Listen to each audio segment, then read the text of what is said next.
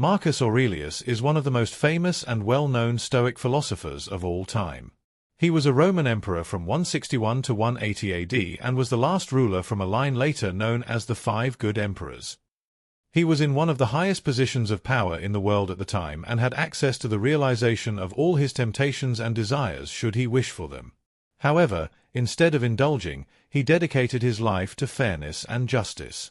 During his rule, Aurelius found the time to construct a series of autobiographical writings, now known as Meditations, which has become one of the most important texts within Stoic philosophy.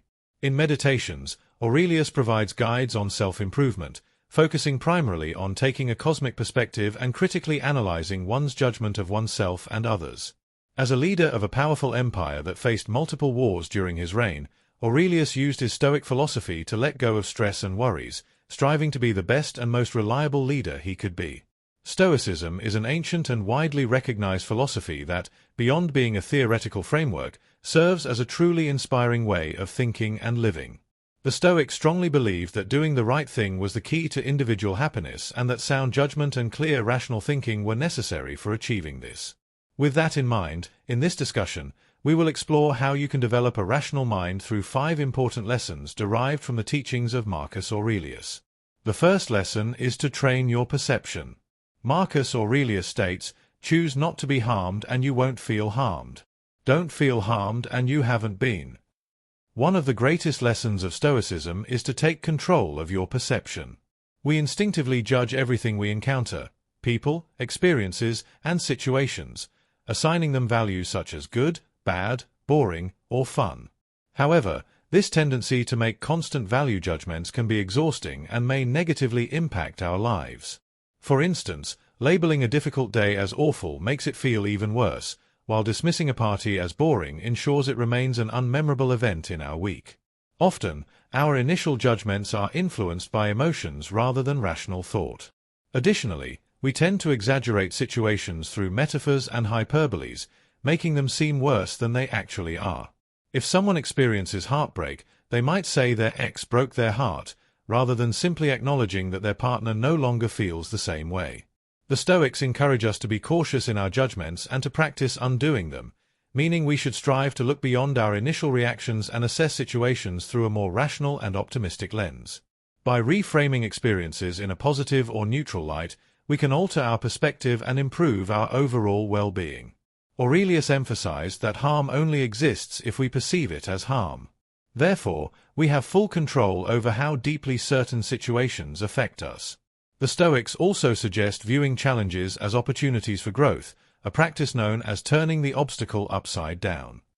When facing difficulties, instead of seeing them as mere roadblocks, we should recognize them as opportunities to develop patience, resilience, and problem-solving skills.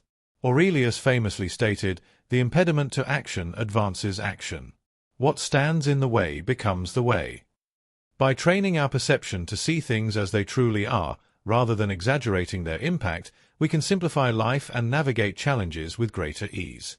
The second lesson is to control your emotions. Marcus Aurelius advises, "Stop letting your emotions override what your mind tells you. Stop being hypocritical, self-centered, irritable." Acting out of emotion is often contrasted with acting rationally, and for good reason. Our emotions can cloud our judgment like nothing else. If we want to think clearly, we must learn to control our emotions. According to Aurelius, anger, in particular, does more harm than good. However, controlling emotions does not mean suppressing them. For instance, if someone feels deep anger after a betrayal, denying or ignoring that anger will not make it disappear. Instead, Stoicism teaches that emotions should be redirected productively. When experiencing anger, ask yourself, "What can I do with this emotion?" Yelling at someone who hurt you might feel satisfying in the moment, but will it truly improve the situation? Instead, expressing emotions constructively, such as calmly discussing feelings or journaling, can lead to better outcomes. Similarly, fear and anxiety should not be suppressed but redirected. Rather than allowing fear to prevent action, use it as a tool to prepare for challenges. For example, if someone is anxious about asking for a raise, they can channel their fear into preparation, anticipating potential questions and formulating well-reasoned responses. This shift in mindset transforms fear into a motivator rather than an obstacle. Aurelius emphasized that when we master our emotions, we remain calm and rational, regardless of external circumstances. The third lesson is to exercise the dichotomy of control. Aurelius stated, "You have power over your mind, not outside events. Realize this, and you will find strength." The dichotomy of control refers to distinguishing between what we can control and what we cannot. For instance, we cannot control the weather, traffic, or others' opinions of us, but we can control how we respond to these situations. By focusing only on what is within our power, we free ourselves from unnecessary worry and frustration. A key aspect of this concept is amor fati, or the love of fate. This Stoic principle encourages us to embrace life and all its circumstances, even those beyond our control. Suppose someone is rejected for their dream job. They may initially view the rejection as purely negative, but upon reflection, they can recognize opportunities for improvement. If they were rejected due to personal shortcomings, they can work on self-improvement and try again. If external factors were responsible, such as nepotism or bias, they can accept that the outcome was beyond their control and focus on other opportunities. By understanding the dichotomy of control and practicing amor fati, we develop resilience and inner peace. Rather than resisting reality, we learn to embrace it and grow from every experience. There is no point in getting upset over something that has never existed. One part of accepting fate is distancing yourself from a fixed outcome and from external markers of success. If you want to be a writer, for example, and measure your success by the number of sales your book makes, then you will let your success be controlled by the arbitrary book market of the time. But if you choose to measure your success by how satisfied you are with your finished product or by the amount of work you put into it, then you are in control of your success. So, by all means, make sure to do everything in your power to try and achieve your goals. But never forget that you might not achieve them and accept this possibility in advance. If we occupy ourselves only with what is in our control and vow to accept everything that isn't, exactly the way it comes, then one will find themselves being calm whatever happens. To quote Marcus Aurelius, "Dig deep within yourself, for there is a fountain of goodness ever ready to flow if you will keep digging." A virtue is an excellence of character, or, simply said, morally good behavior. Morally good behavior benefits not only you and those around you but also the greater good. The Stoics believed in an interdependent universe, that everything and everyone is connected in some way. Thus, according to Stoicism, what is best for the greater good is eventually best for you as well. This is why the Stoics were convinced that the most rational people were those who committed to the greater good or, in other words, acted virtuously. Not acting virtuously is the result of ignorance, according to the Stoics. When life throws you in an unexpected direction, virtues can guide you towards what to do and keep you grounded. This is why the most virtuous people are the calmest and most relaxed. In order to be virtuous, one has to keep the four most important virtues of Stoicism in mind: wisdom, justice, temperance, and courage. Wisdom, in the eyes of the Stoics, is the ability to judge what is good, bad, in between, or neutral. Instead of being controlled by emotion, one must think clearly and logically about what would be the morally correct thing to do when faced with two options in a difficult situation. Justice is acquired through wisdom, and it means doing what is right and fair, both to others and ourselves. The Stoics regarded it as one's duty to oneself, fellow men, and society as a whole. Courage is the ability to take action in the face of fear and to do what is necessary or helpful, even when success is uncertain. Courage is not the elimination of fear, desire, or anxiety, but the decision to act despite them. Lastly, temperance, also known as moderation, is the ability to stay in the middle between two extremes and to never take too much or too little. In practice, temperance often manifests as self-restraint, self-control, or discipline. According to Aurelius, one quality that sets humans apart from animals is the ability to stop oneself if necessary.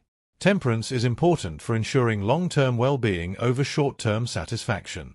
For example, consider a bag of chips. Finishing the entire bag in one go might be enjoyable in the moment, but it is bad for your health and even potentially your mood. Practicing self-restraint and stopping after a few bites is a better approach. Temperance is also aided by wisdom. Only by thinking wisely can you decide how much of something you need before stopping yourself. The Stoics divided all possible things and actions in the world into goods, evils, and indifference. It was always important to seek out good, avoid evil, and choose indifference as you please. You create evil when you act against one of these virtues, for example, when you steal, disrespect others, act recklessly, or make someone ill. You participate in good when you act according to these virtues, and you do neither when performing indifferent acts, such as taking a walk. These simple rules not only make you a better person but also a more relaxed one. Acting virtuously ensures that you are guided by good and always acting rationally, which, according to the Stoics, creates a calm mind. In our final quote from Marcus Aurelius, he says, "How beautifully Plato put it. Whenever you want to talk about people, it's best to take a bird's-eye view and see everything all at once." Considering the big picture is a tremendously important part of clearing one's mind. When living life, we are always right in the middle of everything, and every problem can seem like the end of the world. For example, when you're in the middle of a small crowd, it might seem that the entire city is crowded, but taking only a few steps aside will prove the opposite. In general, when we take a step back and look at the entirety of the world and our lives, we see how small all we experience really is and how tiny we truly are.